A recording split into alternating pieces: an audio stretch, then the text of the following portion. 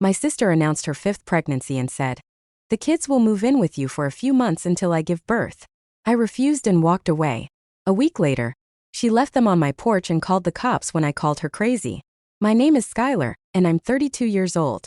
I work as a data analyst for a financial services company based in Charlotte, North Carolina.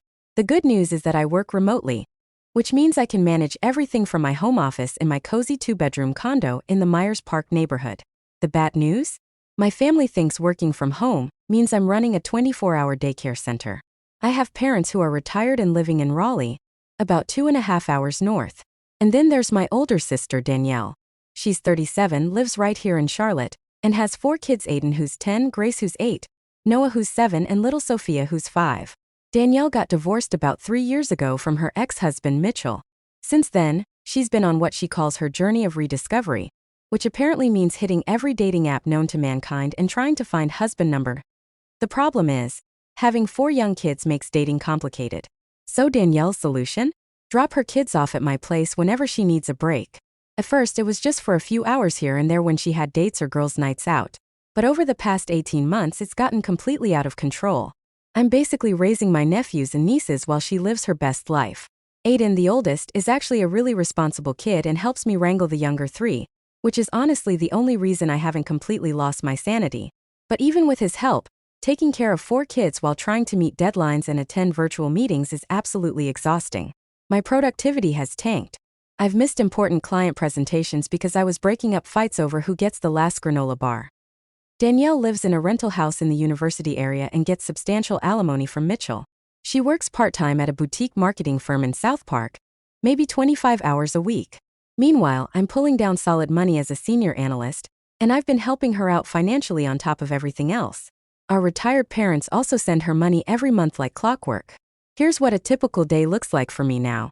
I wake up at 5:30 in the morning to get a head start on work before the kids wake up. Around 7, Danielle drops them off on her way to hot yoga or brunch with her book club, or her latest Bumble date. Then I have to get them breakfast, make sure they're dressed appropriately, pack their lunches, and drive them to Eastway Elementary School. I squeeze in a few hours of actual work before my afternoon video conferences. After school pickup at 3:15, it's homework time. I sit with each kid and help them with multiplication tables, spelling words, book reports, whatever they need. Then I have to figure out dinner for 5 people. By the time I get them fed, supervise bath time, read bedtime stories, and settle everyone down for the night, it's usually 9:30 or 10. That's when my real workday starts. I stay up until 1 or 2 in the morning trying to catch up on all the projects I couldn't finish during the day. I've missed several important deadlines already, which is terrible for my career trajectory.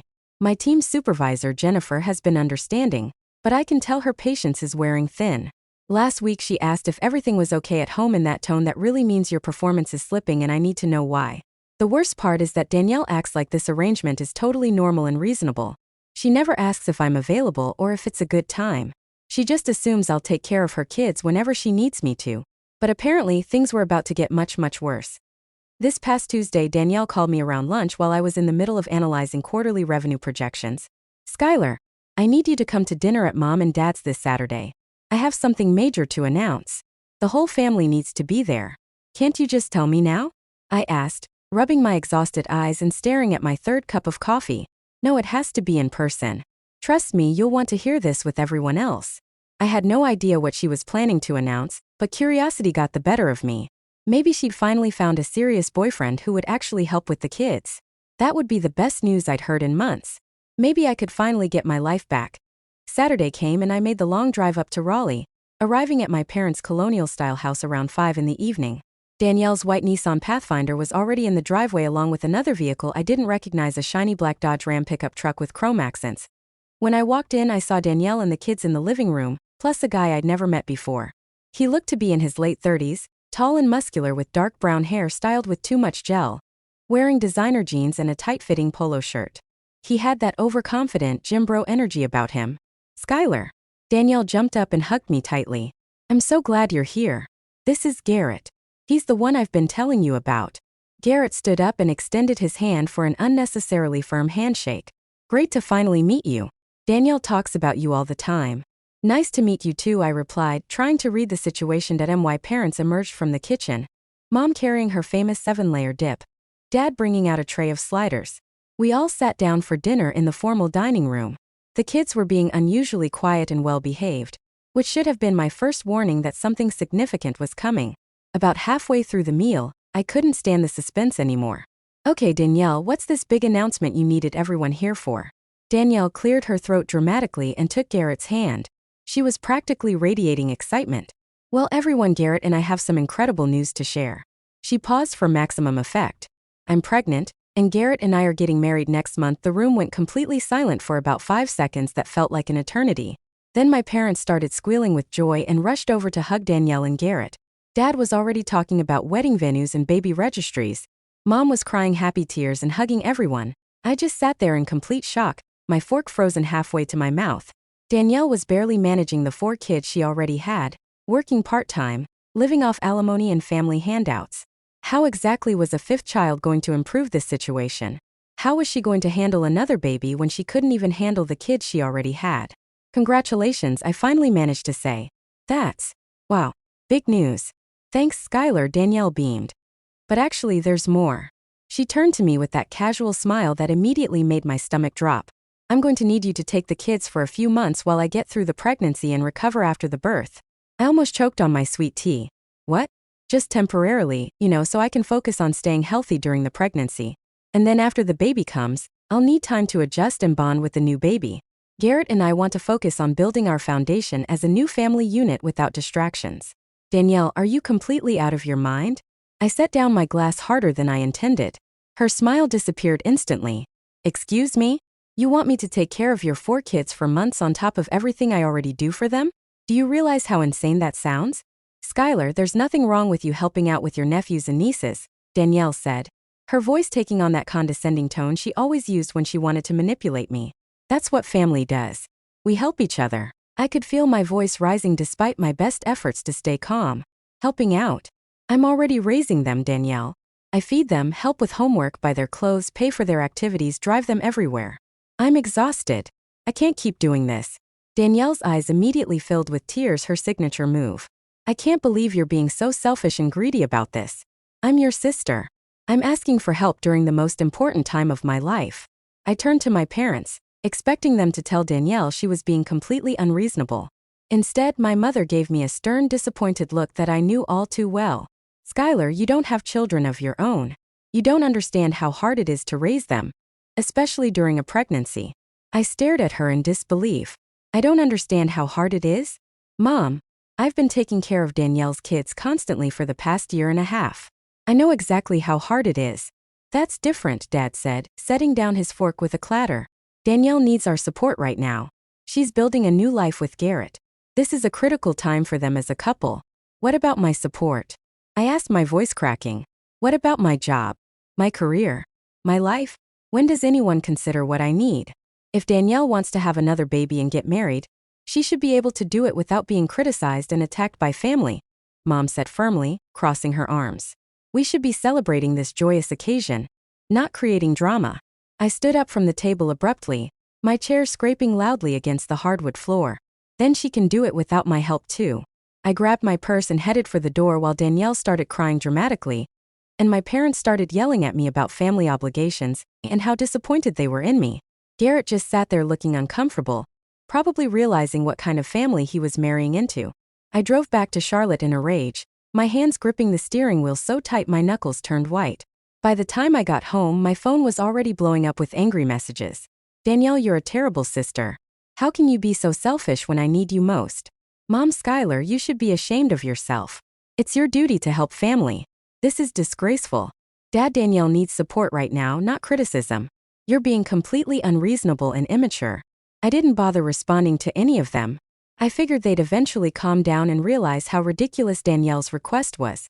I mean, asking someone to take care of 4 kids for months while you have a baby and get married, that's absolutely insane, right? I turned off my phone and went to bed early for the first time in months, enjoying the silence and solitude. The next week was the most peaceful I'd had in over 18 months. Danielle didn't drop the kids off once. My parents didn't call to guilt-trip me or lecture me about family values. It was just me, my work, and blessed, beautiful silence. I was actually able to finish all my projects on time for the first time in forever. I even went above and beyond on a few assignments, impressing Jennifer with analysis that was more thorough than anything I produced in the past year. She mentioned the possibility of a performance bonus and hinted at a promotion opportunity coming up in the next quarter. For the first time in months, I felt like I was actually competent at my job again. I wasn't constantly distracted or running on 4 hours of sleep. I could think clearly and focus on complex data without interruption. I took myself out to dinner at the Fig Tree, my favorite upscale restaurant in Elizabeth. I went to a Pilates class without having to arrange childcare. I slept in past 9 on Sunday morning 9. I binge-watched entire series on Netflix without anyone interrupting me every 5 minutes. It was absolutely glorious. But I should have known it wouldn't last.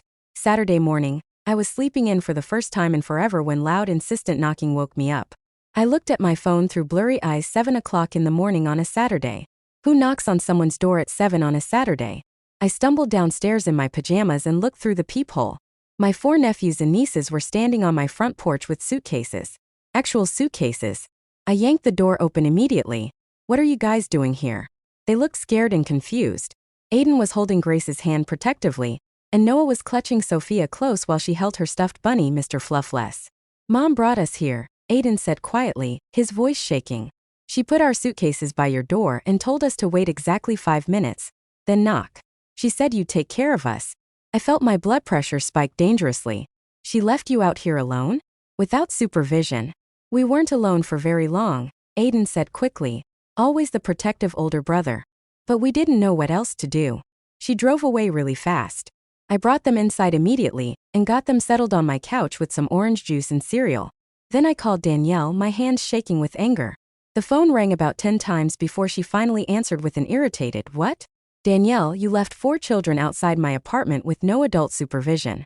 Anything could have happened to them. Someone could have taken them. There are weirdos everywhere. Oh, please, Skyler. It was 5 minutes in a safe neighborhood. You would have taken them in eventually anyway. Stop being so dramatic. Are you completely insane? This is child abandonment. Look, Skyler, I know you'll cave and help me out. You always do, she said smugly. The kids need stability right now, and Garrett and I need to focus on our relationship and bonding with the new baby. I can't be dealing with 4 kids while I'm pregnant and planning a wedding. It's too much stress. Come pick them up right now, Danielle. I'm serious. I can't. Garrett and I have reservations at this amazing resort in Asheville for the weekend. We're leaving in like 30 minutes. We need this time together before the baby comes. She hung up on me. I called my parents immediately, my heart pounding. Mom, Danielle just dumped her kids on my porch and drove away. She abandoned them. There was a long pause on the other end of the line. Skyler, your sister is trying to build a life with Garrett. She needs to focus on her relationship right now. A strong foundation with her new partner is important for the children's future stability. You know how important the early stages of a relationship are. What about focusing on her existing children? The ones she already has? You need to stop being so selfish and help your family, Mom said sharply. This is temporary. She just needs a few months to get through the pregnancy and bond with Garrett and the new baby. Is that really too much to ask? You don't have a husband or children. You have time. I hung up in disbelief, staring at my phone like it was a foreign object. 20 minutes later, there was another knock at my door. This time it was 2 police officers from the Charlotte-Mecklenburg Police Department.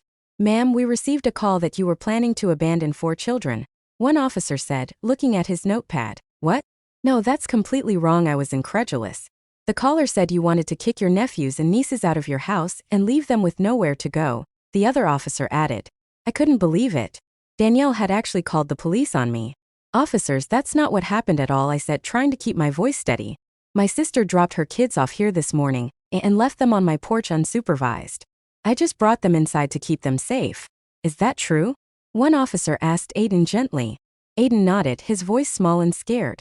Mom brought us here with our stuff and told us to wait outside until she drove away, then knock on Aunt Skyler's door. Actually, I said, suddenly remembering something crucial, I have security footage of what really happened. Can you wait a minute? I'd installed Ring cameras 3 months ago because there had been some package thefts in my building. I'd never mentioned them to my family, they just didn't come up in conversation. I pulled up the footage on my phone and showed it to the officers. You could clearly see Danielle dragging suitcases up to my door, talking to the kids, then getting back in her white Pathfinder and driving away while they stood there alone on the porch, looking lost and confused. This is pretty clear evidence of child abandonment, one officer said, his expression turning serious. Ma'am, you have the right to file a report. I want to file a report, I said firmly, and I want to contact Child Protective Services about this situation. The officers took detailed statements from me and each of the kids. They also took a copy of the security footage as evidence. The whole process took over an hour and a half. The children can stay with you for now, but CPS will need to investigate the situation. One officer explained. Someone will be in contact with you within 24 hours. The next day, a CPS worker named Angela came to my condo. She was a middle-aged woman with kind eyes and a professional demeanor. She interviewed me and the kids separately, asking detailed questions about their living situation and how often they stayed with me versus their mother. From what I'm understanding, these children spend the majority of their time in your care, Angela said, reviewing her extensive notes. Is that accurate? Unfortunately, yes, I admit it. Their mother drops them off constantly while she goes out, sometimes for days at a time. And you're financially supporting them as well? I buy their clothes, pay for their extracurricular activities, help with school supplies, groceries, everything. My sister gets $3,000 a month in alimony and child support from her ex-husband, but it doesn't seem to go toward the kids. She's always asking for more money from me and our parents. Angela made extensive notes, her pen moving quickly across her notepad. We'll be opening a case to investigate your sister's fitness as a parent. In the meantime, the children should remain in your care for their safety. We'll also be contacting their father to inform him of the situation. That evening, Danielle burst through my front door without knocking. Her face red with fury, her hair disheveled. You called CPS on me? Are you out of your mind? You left 4 kids outside for 10 minutes with no adult supervision, I said calmly, though my heart was racing. That's abandonment, Danielle. It's literally a crime. They were fine. You're completely overreacting and trying to destroy my life. They're going to investigate whether you're fit to be a parent, I said firmly. They're going to look at how you've been treating these kids. Danielle's voice became shrill and hysterical. They're going to take my children away because of you. Because you couldn't just help me out for a few months. You've ruined everything. Maybe losing custody would be the best thing for everyone, I said quietly. Danielle's face went bright red. And I thought she might actually hit me. I'm taking my kids home right now. No, you're not. Excuse me? The police and CPS said they stay here until this gets resolved. You can't just take them. You can't keep my children from me. I'm their mother. I'm not keeping them from you, Danielle. You gave them up when you dumped them here and drove off to Asheville with Garrett for a romantic weekend. Danielle stormed out, slamming the door so hard the walls shook. 30 minutes later, my parents called. Skyler, you've ruined everything, Mom screamed through the phone. Your sister's children could end up in foster care. How could you do this to your own family? Actually, Mom, their father called me yesterday. Mitchell? Yes. CPS contacted him about what happened, and he wants custody. He's tired of paying $3,000 a month in child support to Danielle, while she dumps the kids on other people, and uses the money for herself. There was shocked silence on the other end. He's going to court to get full custody of his children. He's stopping the alimony payments and taking the kids. But Danielle needs that money, Dad said weakly.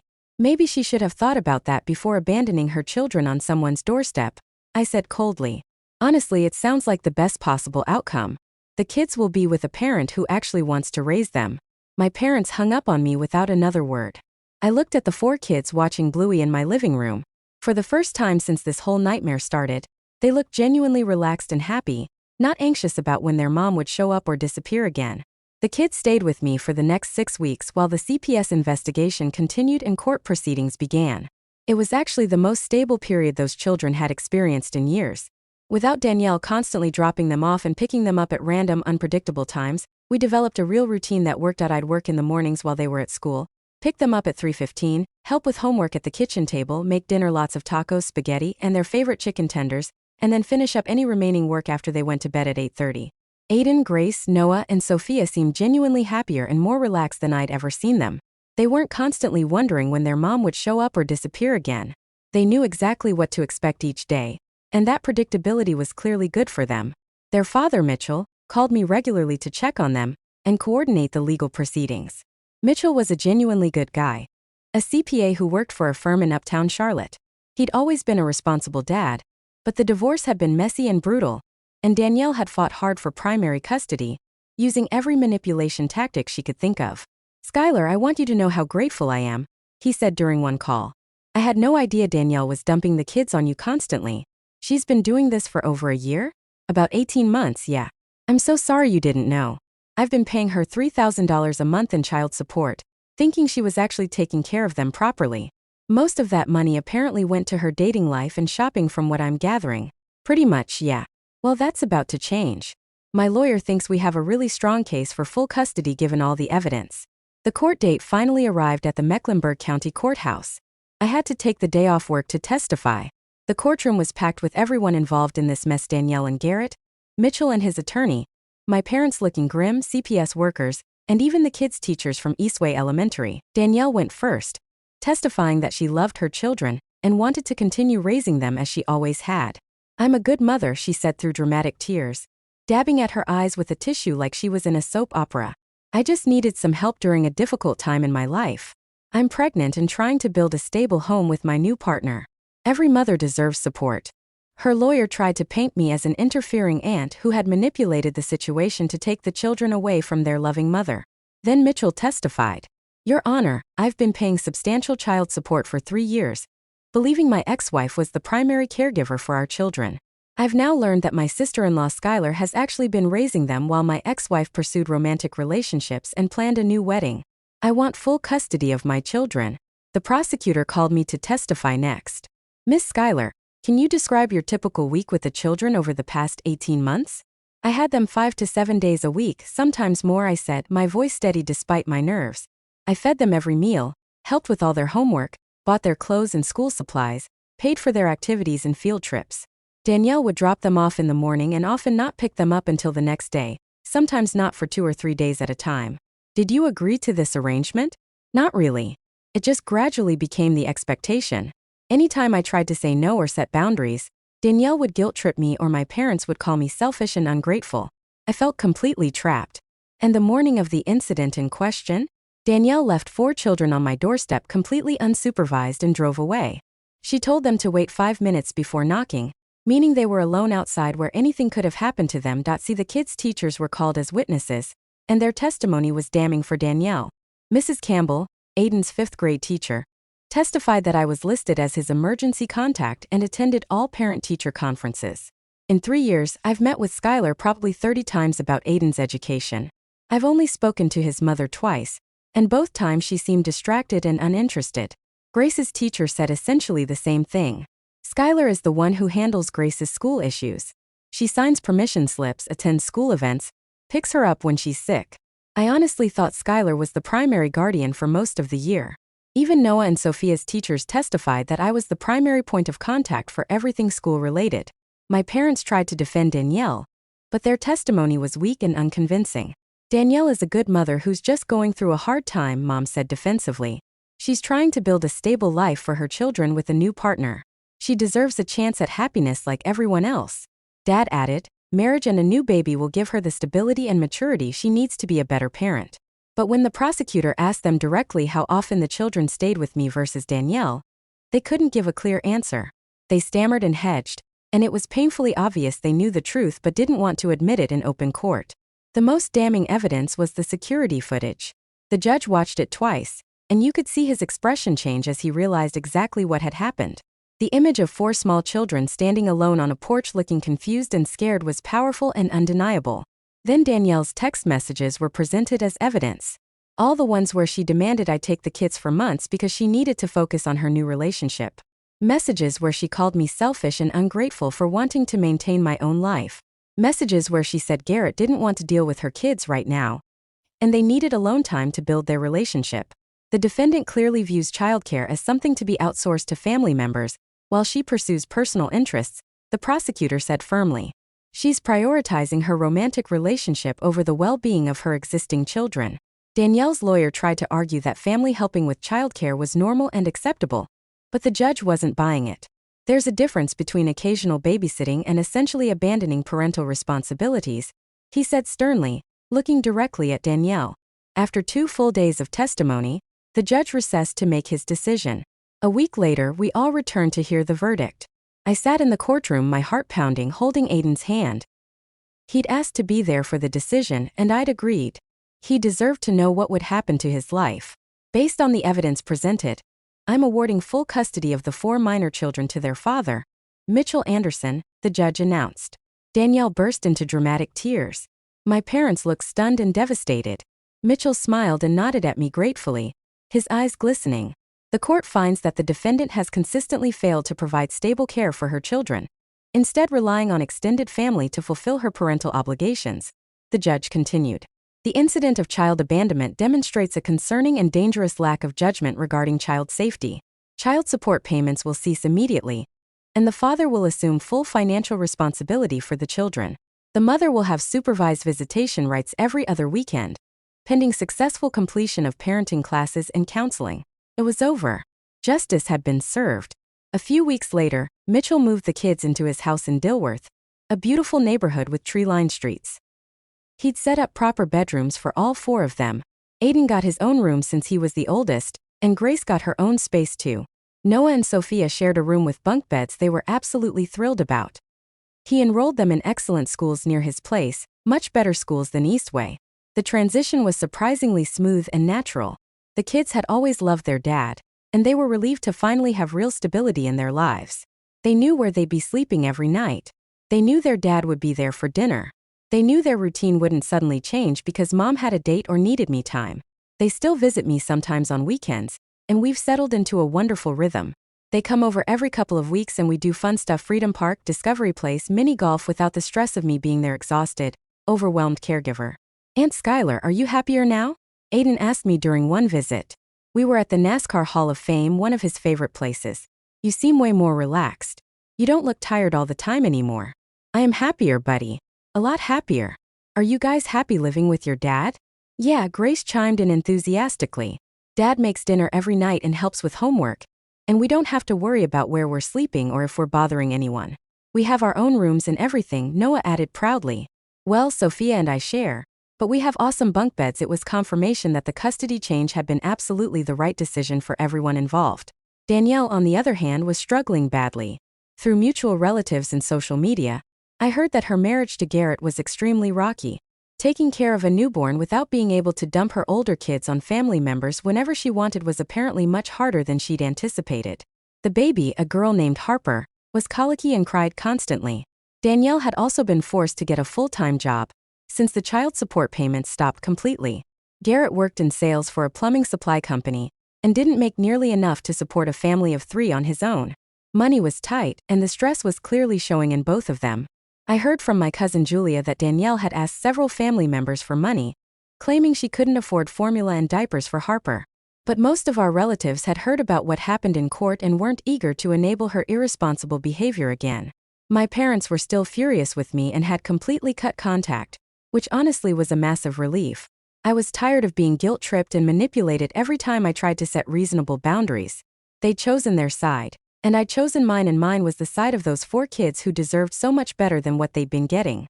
But the rest of my extended family had come around to my perspective. My cousin Julia called me a few months after the trial. Skyler, I owe you a huge apology.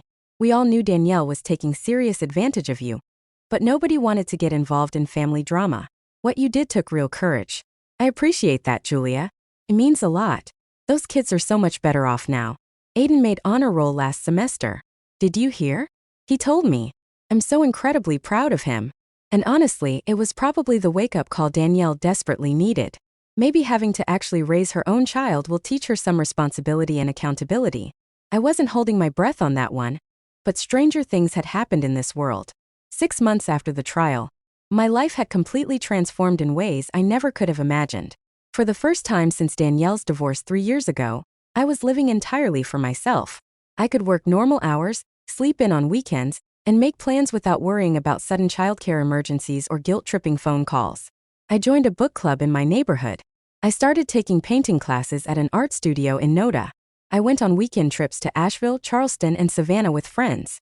I felt like a completely different person, lighter, happier, more myself. My career took off in ways I hadn't expected or dared to hope for. Without the constant interruptions and exhausting late-night catch-up sessions, I was able to take on more complex projects and really showcase my skills. Jennifer promoted me to senior data analyst, which came with a substantial raise and the opportunity to work on cutting-edge financial modeling projects. I even started dating again, something I hadn't had time or energy for in years. I met Cameron, another analyst, at a professional conference in Uptown Charlotte. When I told him about my situation with Danielle's kids, he was genuinely amazed. You basically raised 4 children that weren't yours while working full-time in a demanding career. he said over coffee at Amelie's French bakery. That's absolutely incredible and shows real character. It was completely exhausting. I honestly don't know how single parents do it every single day.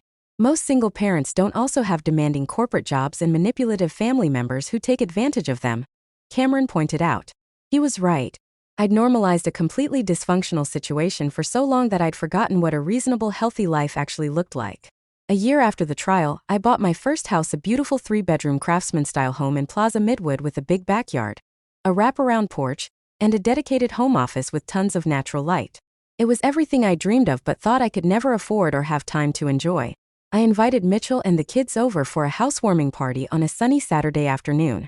This place is amazing, Aunt Skyler Sophia said, running around the backyard with its old magnolia trees in tire swing. It's like a fairy tale house, thanks, sweetie. You guys will always have rooms here when you visit. You're welcome anytime. Mitchell pulled me aside while the kids were exploring the back deck and the garden area. Skyler, I can never thank you enough for what you did. I know it cost you your relationship with your parents and sister. Those relationships weren't healthy anyway, I said honestly. I'm genuinely better off without that constant drama and manipulation.